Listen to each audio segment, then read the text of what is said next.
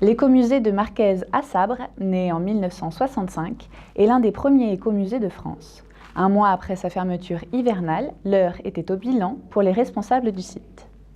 Après plusieurs années difficiles en termes de fréquentation, le bilan de la saison 2014 est satisfaisant.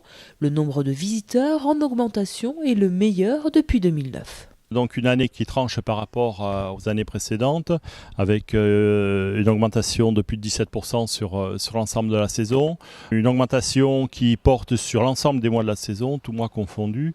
On est satisfait de ce résultat parce qu'il correspond aussi à des efforts que l'on fait depuis maintenant 2 ans sur à la fois un renouveau bien entendu de l'image du site et de son positionnement, et puis des investissements qui sont faits sur l'écomusée pour mieux accueillir ce public familial avec enfants.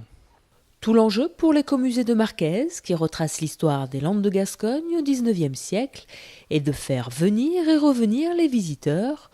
Pour ce faire, les investissements entamés cette année vont se poursuivre pour réenchanter le site. Absolument, ça a toujours été l'idée de ces investissements, d'abord de faire des investissements qui puissent changer évidemment la destination, de faire en sorte qu'au niveau marketing on puisse véritablement rajeunir un petit peu aussi l'image, et puis dire aujourd'hui que oui, Marquez est aussi un produit touristique. Ça veut dire que quand vous êtes en vacances, par exemple sur la côte landaise ou sur la côte aquitaine, vous pouvez penser à la destination Marquez pour une journée, 2 jours, pourquoi pas.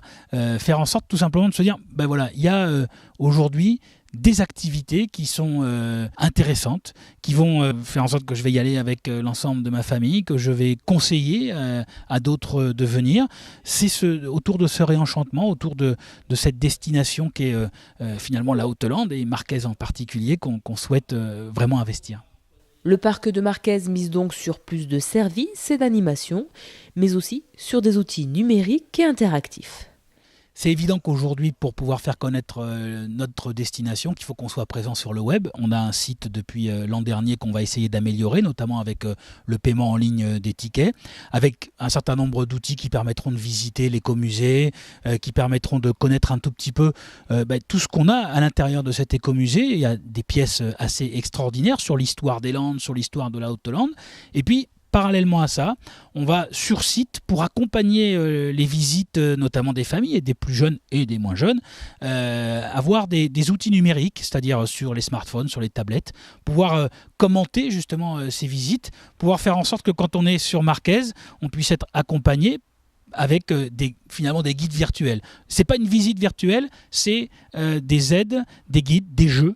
Faire en sorte que les enfants qui vont être sur le site puissent aussi avoir des outils pour jouer. C'est, je crois, très important. Il faut évidemment qu'on ait des outils qui soient un petit peu plus dans l'air du temps.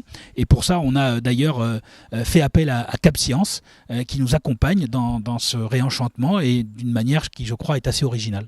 Des nouveautés à découvrir dès le printemps prochain pour la réouverture du site.